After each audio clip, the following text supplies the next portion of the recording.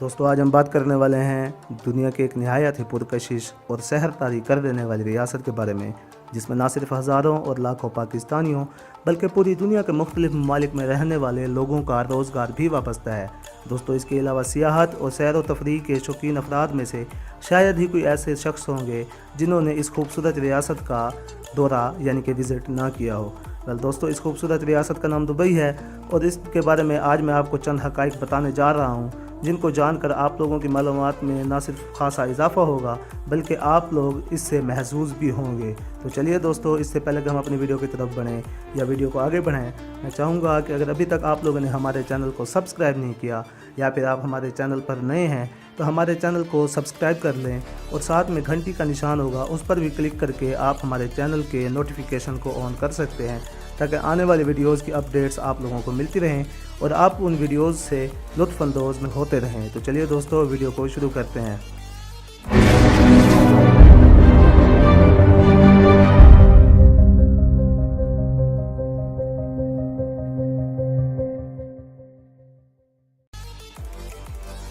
दोस्तों बात करते चलें अगर दुबई के हक़ाइक़ के बारे में, तो दुबई एक ऐसा मुल्क है जहां पर आज से चंद साल कबल सिर्फ़ और सिर्फ रेत हुआ करती थी और दोस्तों वहां के लोग सिर्फ ऊँट पाल कर अपना गुज़र बसर किया करते थे। लेकिन दोस्तों आज वहां पर दुनिया के मुख्तलिफ़ नेशनैलिटी के लोग बसते हैं। दोस्तों चाहे वो लोग वहां पर मज़दूरी करते हों, चाहे वो लोग वहां पर जॉब करते हों या वो लोग वहां पर अपना ख़ुद का बिज़नेस करते हों, महज हर किस्म की नेशनैलिटी के लोग वहां पर आबाद हैं। दोस्तों दुबई को इस वक्त मुत्तहदा अरब अमारात का सबसे बड़ा शहर होने का एजाज़ भी हासिल है और इसके अलावा नाज़रीन दुबई मुत्तहदा अरब अमारात का दारुल खिलाफा यानी कि दारुल हुकूमत भी है। दोस्तों इसके अलावा आपकी मालूमात में मज़ीद इजाफे के लिए मैं आपको ये भी बताता चलूँ कि दुबई में कुल 7 आज़ाद रियासतें हैं। इसके अलावा दोस्तों UAE यानी कि मुत्तहदा अरब अमारात 2 दिसंबर 1971 को बरतानवी तसल्लुत से आज़ाद हुआ था। और इसके अलावा दोस्तों मैं आपको ये भी बताता चलूँ कि दुबई और मुत्तहदा अरब अमारात का नेशनल डे हर साल की 2 दिसंबर को मनाया जाता है। दोस्तों दुबई का कुल रकबा 5401 मुरबा किलोमीटर है और 2016 की मरदमशुमारी के मुताबिक दुबई की कुल आबादी 28 लाख के करीब है, जिसमें सिर्फ़ और सिर्फ 13% दुबई के खुद के बाशिंदे आबाद हैं जो कि शेख कहलाते हैं। और इसके अलावा दोस्तों दुबई में मुकम्मल तौर पर बादशाहत का निज़ाम राइज है और वहाँ के बादशाह को अमीर कहा जाता है जो कि मोहम्मद बिन राशिद अल मखतूम हैं और उनके साहिबजादे जो कि बादशाह के जानशीन हैं और उन्हें क्राउन प्रिंस भी कहा जाता है, वो हमदान बिन राशिद अल मखतूम हैं। दोस्तों आप लोगों को मज़ीद ये भी बताता चलूँ कि दुबई की जो तरक्की का राज है वो सिर्फ़ और सिर्फ इसके तेल के ज़खायर पर मुनहसर नहीं करता, बल्कि दोस्तों दुबई रियल एस्टेट यानी कि जायदाद की ख़रीदो फ़रोख्त और इसके अलावा हवाबाजी और काफ़ी सारे दूसरे कामों की वजह से अपने दुबई यानी कि अपने शहर का बजट निकालता है और अपने तरक्याती कामों में इस्तेमाल करता है। दोस्तों 2006 में जब मोहम्मद बिन राशिद अल मखतूम ने दुबई की बादशाहत को संभाला तो उन्होंने दुबई को जैसे 4 चांद के बराबर कर दिया। दोस्तों दुबई की तो जैसे किस्मत ही पलट गई। दोस्तों इसके अलावा आपको ये बताता चलूँ कि दुबई रकबे के लिहाज से हमारे मुल्क पाकिस्तान से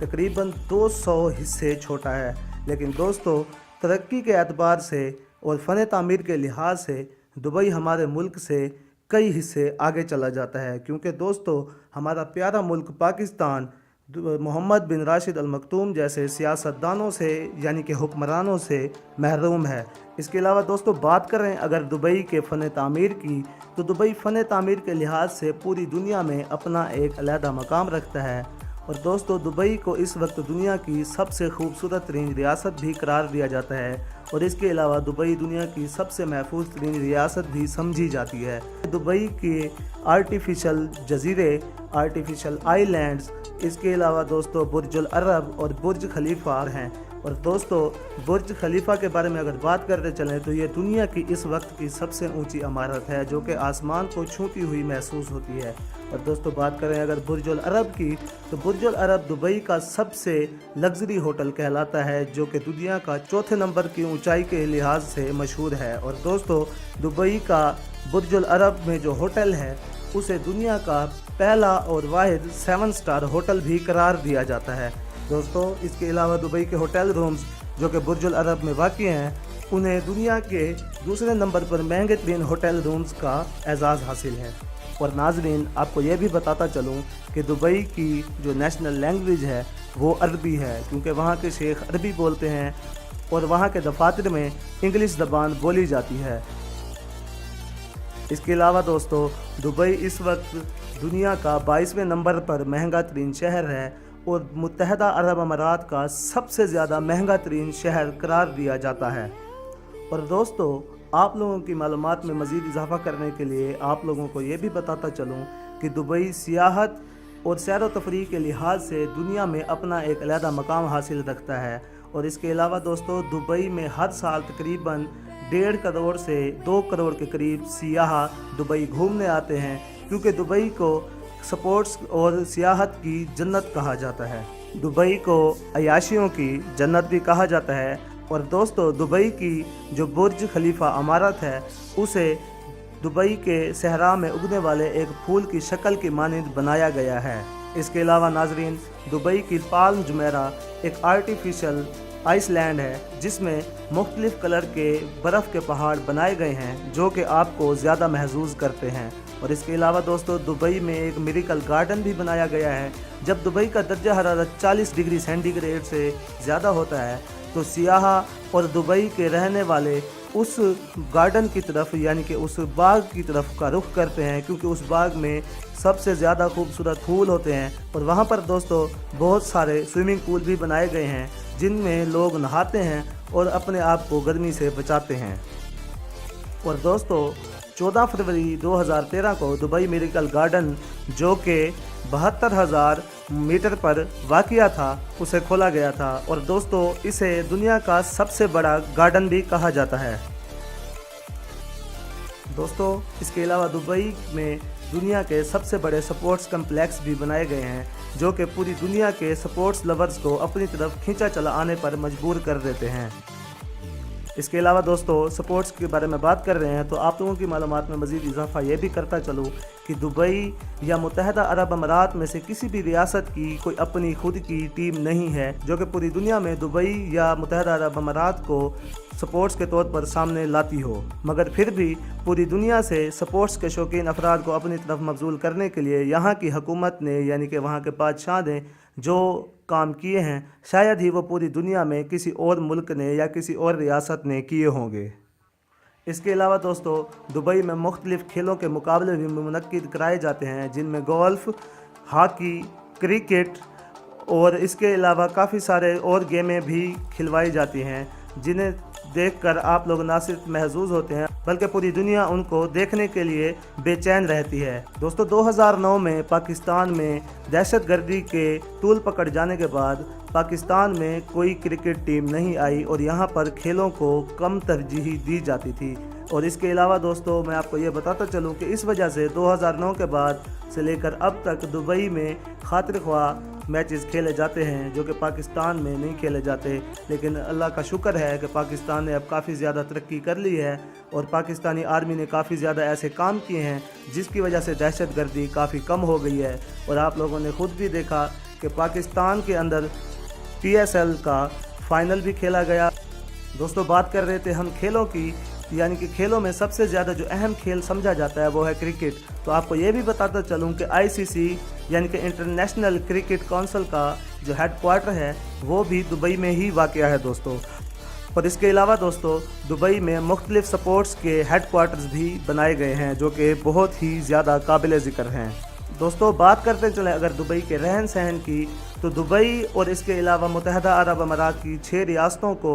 इस्लामी रियासतें करार दिया जाता है। लेकिन दोस्तों वहाँ पर लिबरलिज़म यानी कि आज़ाद ख़याली को बहुत ही ज़्यादा तरजीह दी जाती है और वहाँ पर मुख्तलिफ़ नेशनैलिटी के लोग रहते हैं जिन्हें मुख्तलिफ़ क़वानीन के तहत अपनी ज़िंदगी गुजारने का पूरा इख्तियार हासिल है। लेकिन इन सब के बावजूद दोस्तों अगर कोई शख्स वहाँ पर क़वानीन की खिलाफ वर्जी करता है तो उसे मुल्क बदर होने का सामना भी करना पड़ता है, यानी कि उस शख्स को मुल्क बदर कर दिया जाता है और मुल्क से निकाल दिया जाता है।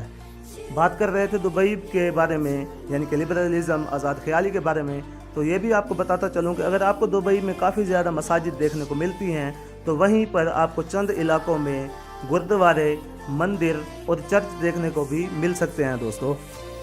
دوستو اب بات کرتے ہیں دبئی کے کھانوں کے حوالے سے، تو وہاں پر آپ کو چکن سے لے کر بیف اور اس کے علاوہ خنزیر کا گوشت بھی کھانے کو ملتا ہے جسے پورک بھی کہتے ہیں دوستو۔ اور اس کے علاوہ دوستو دبئی میں جوئے کے کافی بڑے بڑے اڈے ہیں جنہیں کسینوز بھی کہا جاتا ہے، اور یہاں پر دوستو کافی کروڑوں روپے کے جوئے کھیلے جاتے ہیں، اور یہاں پر شراب خانے بھی ہیں جہاں پر آپ کو دنیا کے بہترین سے بہترین اور مہنگے سے مہنگے برانڈز کی شراب بھی مل جاتی ہے دوستو۔ اور دوستو دبئی کی آب و ہوا کے بارے میں بات کریں تو دبئی کی آب و ہوا نہایت ہی گرم ہے، اور موسم گرما میں دبئی کا درجہ حرارت تقریباً 41 ڈگری سینٹی گریڈ سے اوپر ہی رہتا ہے دوستو۔ اور بات کرتے چلیں اگر سیر و تفریح اور سیاحت کے حوالے سے تو دبئی کا اپنا ایک علیحدہ اور منفرد مقام ہے جو کہ شاید ہی کسی اور ملک کو حاصل ہوگا۔ اور بات کرتے چلے اگر دوستو شاپنگ کی تو شاپنگ کے لحاظ سے بھی دنیا میں کوئی ایسا ملک ہوگا جس میں دبئی کے مقابلے میں بڑے بڑے شاپنگ سینٹرز ہوں دوستو۔ دبئی میں تقریباً 70 سے زیادہ شاپنگ سینٹرز ہیں جہاں پر آپ کو پوری دنیا کے مختلف برانڈز کے کپڑے، جوتے اور کافی سارے دوسرے آئٹمز دیکھنے کو ملتے ہیں، مگر دوستو پھر بھی توجہ کا جو مرکز ہے وہ دبئی مال ہے جو کہ دنیا کا سب سے بڑا شاپنگ مال ہے۔ اور دوستو بات کرتے چلے اگر دبئی کے دبئی بننے کی تو اس کے پیچھے بھی ایک مختصر سی کہانی ہے جو کہ میں آپ لوگوں کے ساتھ شیئر کرنے جا رہا ہوں، کیونکہ دبئی ایک ایسا پسماندہ ترین خطہ تھا جہاں پر صرف اور صرف ریت ملا کرتی تھی، مگر آج وہاں پر پوری دنیا کے مختلف ممالک سے لوگ رہنے آتے ہیں اور وہاں پر آسمان کو چھوتی ہوئی بلڈنگز بھی ہیں۔ اور دوستو دبئی اس وقت دنیا کا سب سے زیادہ خوبصورت ترین خطہ بھی کہلاتا ہے۔ اور بات کرتے چلے دوستو ایک مختصر سے قصے کی، تو جب شیخ محمد بن راشد المختوم یورپ کی ایک یونیورسٹی میں زیر تعلیم تھے تو وہاں پر ان سے پوچھا گیا کہ آپ پڑھ لکھ کر کیا کریں گے، تو وہاں پر ایک انگریز جو کہ شیخ محمد بن راشد المختوم کا کلاس فیلو تھا، اس نے ایک فکرہ کستے ہوئے کہا کہ یہ وہاں کے لوگوں کو ہماری زبان یعنی کہ انگریزی سکھائیں گے۔ محمد بن راشد المختوم کو یہ بات ناگوارہ گزری اور انہوں نے اپنے دل میں یہ بات ٹھان لی کہ کس طریقے سے وہ اپنے ملک کو ترقی کی راہ پر گامزن کریں گے۔ اور دوستو یہ آپ سب لوگوں کے سامنے ہے کہ 2006 کے بعد سے لے کر اب تک دبئی نے کتنی زیادہ ترقی کی ہے، اور یہ پوری دنیا نے دیکھا بھی ہے اور مانا بھی ہے۔ دوستو ویڈیو دیکھنے کا بہت بہت شکریہ، پلیز ہماری ویڈیو کو لائک اور شیئر کریں اور اس چینل کو سبسکرائب کرنا مت بھولیں۔